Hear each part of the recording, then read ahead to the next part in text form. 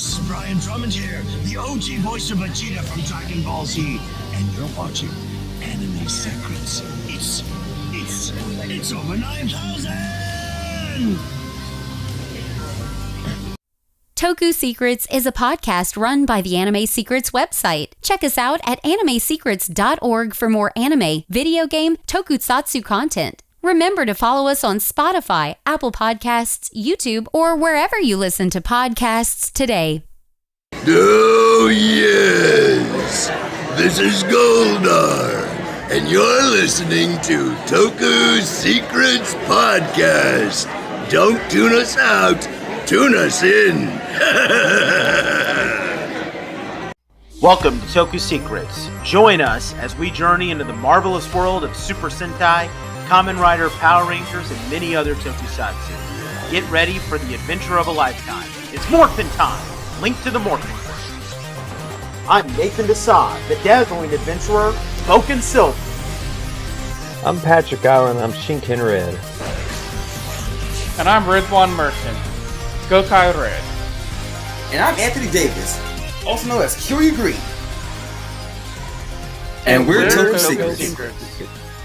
What's up, guys? Welcome back to the Toku Secrets podcast presented by animesecrets.org. And today, we're actually going to be doing something a little bit different. In case nobody knows, the new Kamen Rider season has officially started airing, Kamen Rider Zest. And for the first time in the franchise's history, this one is going to be made publicly available on the day that it airs here in the West. It is officially being released and streamed on YouTube episode by episode. Obviously, with the Power Rangers franchise kind of being in limbo, it's clear that Toei is trying to make some of their franchises a bit, trying to take advantage by giving us people down here in the West a little bit more access to their content. So in honor of that, we are actually going to be covering Kamen Rider Zest as it airs in a similar format to how we do Sentai, where, we're going to review the first episode here and then review a couple of episodes in batches over the next year. But yeah, we are doing this for Kamen Rider now, which pretty excited about this. And hopefully Zest will be a much more exciting experience compared to the last time we did a Kamen Rider season all the way through. I know. I will say, I think this is a great moment for Toku fans. Not only are we getting Kamen Rider into West, but if Kamen Rider does well here with the simulcast on YouTube, then this opens the doorway for the next Sentai to also be in a similar boat where we can just watch it on YouTube. We don't have to go through all the fan subbers and all the waiting. So if you're a Sentai fan, you should also be listening to or watching Kamen Rider Zest, because I think it's important to be given support when Toei does something that can help us in the West out. Even if it's not your cup of tea, even if you don't like it, still watch it. And give support, so that way Toei sees the numbers, like, oh, hey, these idiots in the West actually like what we're doing. Let's keep doing it. Yeah, totally. Yeah, and I'm personally kind of happy about watching this. I haven't actually watched a Kamen Rider season as it was airing since Ghost came out, when we tried to do it on Toku Secrets, and I hear that Ghost actually got kind of bad later on, but yeah, I mean, once I'm done watching all the Sentai all the way through, I'm going to try to do the same thing with Kamen Rider, so I guess I might as well just get started on Zest. So, but yeah, so we're going to take a look at the first episode, talk about some of our first impressions. Then we're going to have an overall good time. Plus, this is also kind of something that we talked about in another podcast already, but yeah, we're also going to be trying to take a look at some other Kamen Rider seasons that have already aired previously here in the cast soon, because we're not just called the Season 6 podcast, guys. We got to throw in some other tokusatsu content. And yeah, here's a good way for us to kind of take that step forward. Now, a little bit of a intro to Zest. We have a theme overall from what I'm trying to gather, because Kamen Rider seasons are sometimes the theme isn't always obvious, but here they're trying to go through a theme of like deeper stuff with like the dreams versus reality, which is going to be very apparent when we take a look at this episode. But the head writer that we have for this season is Yuya Takahashi. This is his fifth outing as a head writer for the Kamen Rider franchise. He's never worked on Sentai before, but his head writing credits include Xaid, Zero One, Geats, and some. I don't think that this was actually part of the series proper, but he also worked on something called Outsiders. But I do know that X8, Zero One, and Geats are all part of the main series. And I haven't seen any of them, but I do know that Xaid is kind of a fan favorite. But Anthony, what do you think of those three, seeing as you've seen them all? So which one you said again? It was zero Xaid, one. Zero One, and Geats. Oh, I definitely love Xaid and Geats. Now, Kamen Rider Zero One, I did like at first. It had its a few hiccups and a few bumps, but it's not. But out of the three, I think that one now officially is my least favorite of the three. But it's not because that it's overall bad. It was just had a good Hmm. beginning, kind of had like a very middle and an okay end, but it could have been a lot better. But okay, I mean, he has two really good seasons and one that's not amazing. So yeah, this writer has a pretty good track record. Um, Yeah. yeah, I And think like we can. even like with his third, with Zero One being his like third, it I I know a lot of people will contribute to that. I don't know. I can't really say. I don't know if I can really say this because it's for what's purposes. Yeah, Because of the incident that happened a few years ago, where the global world was dealing with this. Yeah, yeah, that might yeah, have yeah. interfered with it, and that was literally airing. I think Zero One and I think I think Kira Major were both airing when this happened too. Yeah, Yeah, Kira Major definitely was. yeah. Well, okay. Well, hopefully we'll get the X8 and Geats version of his writing. But yeah, that certainly sounds like we're in pretty good hands, which is a little bit more than we could say for Go Juger. Not to say that Go Juger is sucking right now, but Go Juger has like a newbie head writer, so it's good to know that we have uh like one of the, I guess, more reliable head writers when it comes to Kamen Rider. Because if you have Geats and X8, that sounds pretty good. Um, but yeah, so to give the overall overview on this episode, so we get introduced from the main character, Baku Yoruzu. He's our main character. He's a young man who lives with his little sister, Minami, and he the whole opening sequence of the episode is all about him dreaming of being a secret agent, and he's trying to save this popular celebrity named Nem, but then he gets awoken by his little sister. And Baku is a bit more of a idealistic guy. He's a hero. He wants to help people and like do like heroic type of stuff, but his sister Minami is a little bit more of down to earth person. She's talking about how they all have bad luck. Whenever Baku does something to try to help people, it turns into a nightmare, and she's telling him to give up on his dreams and live in reality. Baku goes out to look for a job. He wants to help people, but he gets hit by a car while he's trying to save a child. And then when he's resting in the hospital, he wakes up during the night and he gets confronted by this strange figure. It's a monster called a nightmare. And he chases the monster into a room, and all of a sudden things are kind of starting to look like his dream, where Nem is being held hostage and he has to fight the monster. Of course, he can't, but then he gets confronted by this vision of a mysterious character who's speaking English, by the way. Commander Zero. Commander Zero tells him. Um, Commander Zero basically gives him the ability to make his dream come true, and through that, he gives him his it. Okay, I don't think it was given an official name, but I'm assuming that it's just called the Zest driver. His because that's just the standard thing, unless they're giving this thing a more like a different name, but basically they give him his transformation device. Um, now it's not like a traditional rider belt where it acts like a belt. He actually wraps it around his shoulder, kind of like a satchel, and that's what he uses to activate it. And he transforms into Kamen Rider Zest. We get a big fight between him and the Nightmare Monster, with him ultimately winning with his rider kick. And then the episode ends where he's about to be meet with Nem, but then he gets woken up and he thinks that it was all a dream. But then he finds that the driver is still on his chest. So was it a dream? Was it not? Well, you're going to have to watch the rest of the series in order to find out what this whole thing is about, guys. And yeah, that's the episode. Um, I think to kind of kick this off, um, we can start off with talking about what do we think about the overall design of the Zest suit, just to talk with the simple stuff. What do we think about it? That suit is really sick. I like it. Yes.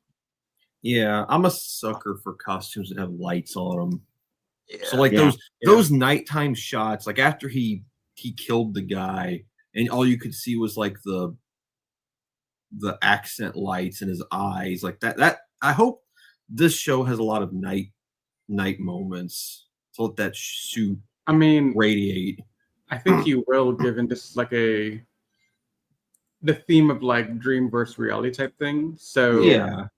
we're gonna get a lot more nighttime stuff, I think. And honestly, that's a really cool thing because this suit is freaking awesome. So basically, this whole series is kind of like Inception, but with Kamen Riders. I guess am I interpreting that right? Yeah, I hadn't thought about that until just now, Anthony. So when does he fight Jason Voorhees?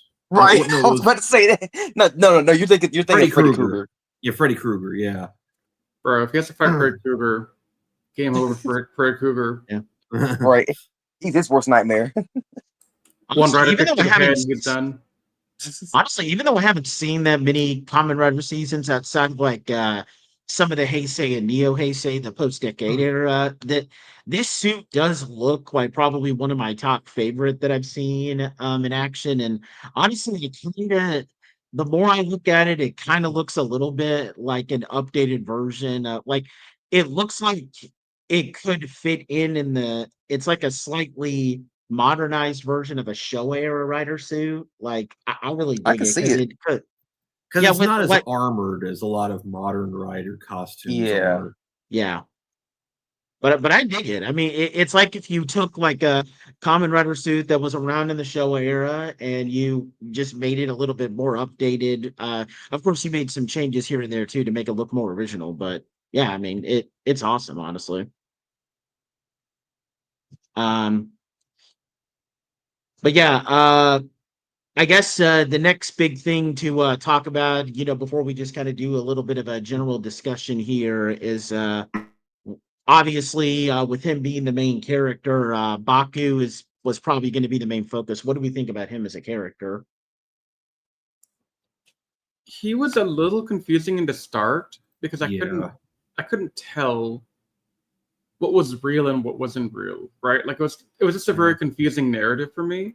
But once we got into it and we figured out, okay, he's doing all this stuff while in his sleep, I was like, okay, I can respect you, Baku. You're a good guy. Yeah. Yeah. He's a pretty well intentioned. I don't know, because I'm not nearly as familiar with Kamen Rider, but the vibe I get from a lot of writers from the outside is that they're a little bit more not as Edgy. yeah, they're a little bit more edgy. I didn't want to use the word, but that's No, they're this guy seems a lot more lighthearted for a Yeah. Kamen Yeah. Rider. well, okay, so he's much more lighthearted, but he's stuck in a very nitty-gritty type of setting, and I think that's a Yeah. really interesting mix where you got this guy who's I don't know if I want to call him like a Captain America-esque Boy Scout type guy, but Yeah. he definitely wants to be like that kind of person. Mm-hmm. I can already tell just by looking at him that his favorite his favorite anime is probably Spy Families. Yeah, I can see that. Yeah. Mhm. I've seen my fair share of Spy Family, so I can see that. Yeah. Yeah. Yeah. Yeah, I'm getting some pretty good vibes off of him. Obviously I need to see more of him, but to kind of judge this, but he does seem like a pretty standard type of main writer where he's a bit more of like on the noble side, which kind of cool with that. But I am curious to know more about his backstory, like why he's living with his sister. Like, did something happen with their parents? And their sister talks about how they've always had like bad luck, so maybe a bunch of horrible things have happened to them. Like, I think that laid the groundwork for this to be a bit more of a darker toned Kamen Rider series, which I'm all for because I, I would love to see a Kamen Rider series that's a bit darker in nature, actually done well. Because Yeah. at the time, whenever I've watched a Kamen Rider series that's darker, it unironically turns into one of those shows where after I'm done with it, I half enjoy it, but I'm also half thinking like, what the hell did I just watch? Like, it leaves me confusing. So I'm hoping that this series will not be like that.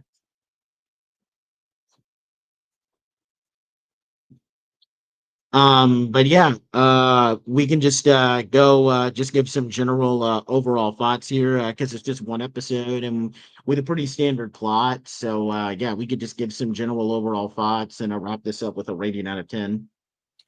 One more thing. I don't know if I can actually talk about this because it's not exactly that. I wouldn't really call it spoilery. It was more or less like, but this did happen in the previous Kamen Rider. Um, so in Kamen Rider Gabu, which was the previous season before Zets starts, Yeah, and the end of the series, you actually see the previous protagonist of Kamen Rider, which was Shoma, meets Baku in like a little cameo of them meeting. Like it's like their version of the The was it Red the Ranger the handoff? Sentai standoff. handoff. The handoff, yeah. Um, he Wait, they bumps did into that him. in this episode? No, not no. At the end of Oh, Gabu, yeah. So like he bumps into Gavu. Well, Shoma, I should say Shoma. He's in more regular form. Shoma, he drops one of like Shoma's. Well, this is in Kamen Rider. He has like these little things called Gochizos. They use those to transform to his Kamen Rider form. He drops it. He's like, "Oh, here," because Baku is, being nice guy he is. He hands it back to him, and okay, you're me telling you this, your mouth will drop when you hear about this. Okay. So after he yeah, helps Shoma with this getting his Gachizo or whatever, but it was a different Gachizo because it was one that's similar to Zetz's form. And after he walks away, I kid you not, a freaking UFO shows up. It zaps him and just flies away like nothing happened. oh wow. Well, I am dead serious that happened. well, in the scene when his sister was telling him about how unlucky he was, they were showing like news articles that he had been involved in, and one of them said he got hit by a meteor.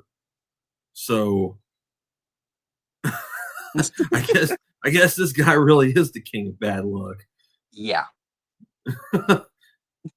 But yeah, I've seen examples where they'll end the one Kamen Rider season with some cameos from characters from the others. Because I remember I remember when the first series that I ever watched for the first time, Forze, it ends with one of the main characters proposing to another, and then the woman looks over and she sees the guy who's Kamen Rider Wizard walking around with his wizard ring on his finger, and she says, "Oh, that ring looks a little prettier."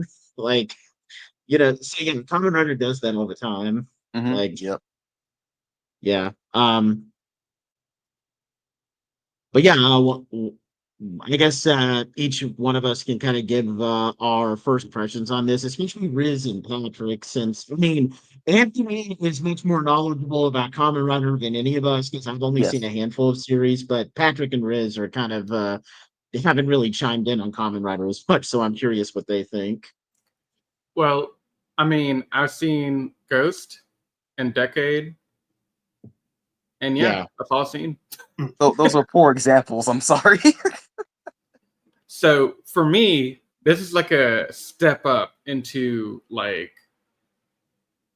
I want to say like an S tier episode because I haven't seen anything else. So this is like the best thing I've seen out of Kamen Rider ever. Wow. yeah, No, I genuinely enjoyed this a lot. I thought it had a really good build up. The idea of him sleeping and being on these covert spy missions is really cool. And just the concept is intriguing enough to keep me going. And also, it has a very good vibe in terms of like characterization and plot building. It's similar to me in like what I would consider like somebody newer Sentai. Like it's good in that kind of regard, like the King yeah. Ozer and Boom Moonzer kind of way. Mm-hmm. Like not similar, like they're nowhere near similar in terms of like story or anything, but the vibe of it starting off good, like that feeling we had in the first two episode of those two seasons. I'm getting that here. Awesome. So I have high hopes for Zets to be really good. Patrick, what do you think? Um, yeah, I guess this is one thing that I've never really taken into consideration with not having watched Kamen Rider is that because it's a solo person for the most part, they can do a little bit more unique stuff, and having someone basically be a dream hopper it's a concept that I'm really interested in. Um, it I'm wondering what all they're gonna do because every time I've seen stories involving being in people's dreams or subconscious or whatever, they usually leave everything open to interpretation because it is true in the dream world everything's possible. I'm wondering to what extent they're going to go with that. Are things still going to have Yeah. rules or are they going to get a little bit goofy with it?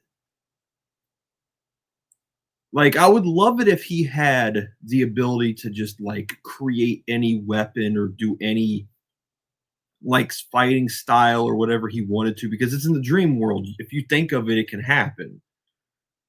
So I just want to see where they go with that. If that's something they've even taken into consideration. Right. Yeah.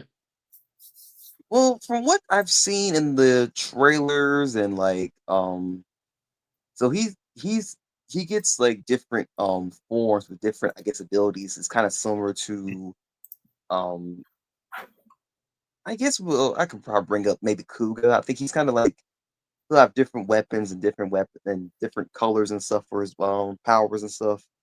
Kind of like Yeah. Kuga. Yeah, it'd be cool Well, if they were like dream manifestations yeah, and stuff that would like be that. awesome.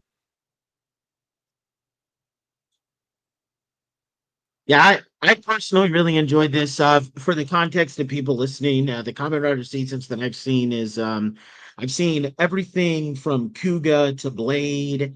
I've seen Decade, unfortunately, and I've seen Double through Drive all the way through. So I've seen a handful of series, and yeah, I really like this one. Like I said, I'm getting the real darker vibe off of Hmm. it, and I'm really hoping that they stay true to that. I mean, because um, and I'm hoping that it'll be good because I mean, like I said, I've kind of trailed off with Kamen Rider since Ghost, and I'm hoping to change that. But so I don't really know what the quality of the series has been since Ghost, but hopefully this one will be as good. Like I, I'm guessing that Kamen Rider in the Reiwa era has been as good as Sentai has been roughly. Because I mean, to my knowledge, I mean, from what I'm seeing, like the Sentai Reiwa era looks good. I mean, I know Yeah. Gojira is So great, but I'm hoping that this will still be good. I have high hopes for this, just like Riz. yeah, I've actually watched all the Reiwas except for Gotchard. Gotchard came before Gavu, and Yep. man, Gotcha was a bore fest. I literally couldn't. I literally only watched like what 8 or 9 episodes of it, and I didn't even finish it. The only reason I even watched Gavu in the first place was because like I want to say it was on the 16th or 15th episode when I literally binge watched Gavu, and I was head over heels in the very first episode. That's how good it was. Which one are you talking about, Anthony? Gav or something else? Gotchard. I watched Gotchard for the 8 episodes. I dropped it immediately, but then months later, when Gavu was airing, I actually was like behind like 15, 16 episodes behind when it aired the first time, and I binged at least a couple episodes of Gavu, and I enjoyed it because Gavu was actually really good. When you say Gavu, are you talking about Gav? Well, I Yeah. say Gavu because I'm saying Gav, like How they Okay. say it. Yeah. yeah, I'm just throwing off when you say Gav. I'm like, what the heck is Yeah. Gavu? I know Gav, but yeah. and I did like episode 1 of Gav. I watched that one as well. It's pretty good. Yeah, Toku Twitter was really sad about that season ending, so that told me that it must have been good. Oh, dude, like Shoma is like one of the most like beloved characters you will ever meet. He is like that boy is so kind, and what he goes through, you'll be like, I want to punch someone for him.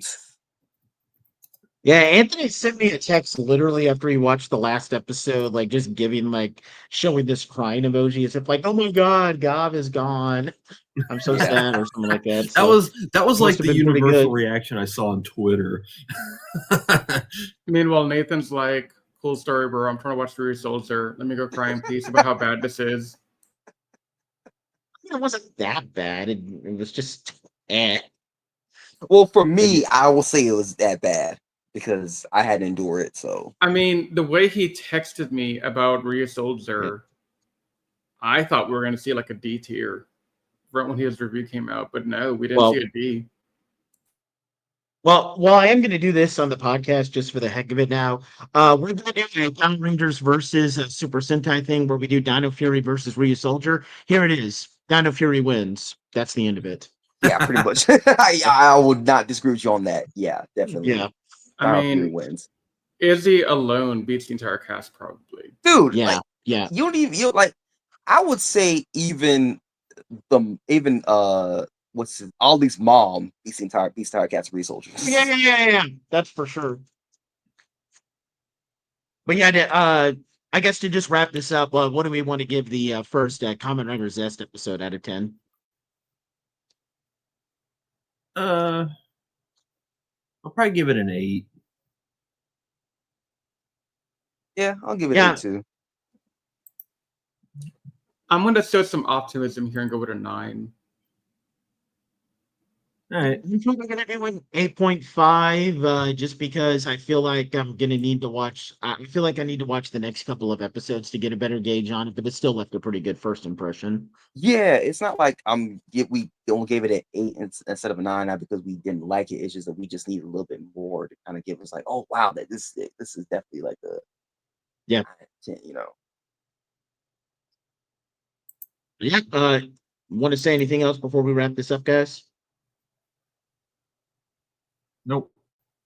Okay, cool. Well, yeah, guys, listening back home, this was our review of the premiere of Kamen Rider Zest. Like I said at the beginning, we're going to be taking a look at that as well while it airs to give it the attention that it deserves, since Toei was nice enough to make it publicly available for us here in the West. So when we next review Kamen Rider Zest, we'll be taking a look at a handful of episodes, maybe either up to like 5 or 6. But yeah, we will be covering this just like Go Juger. And hopefully this will be better than Go Juger, but only time will tell.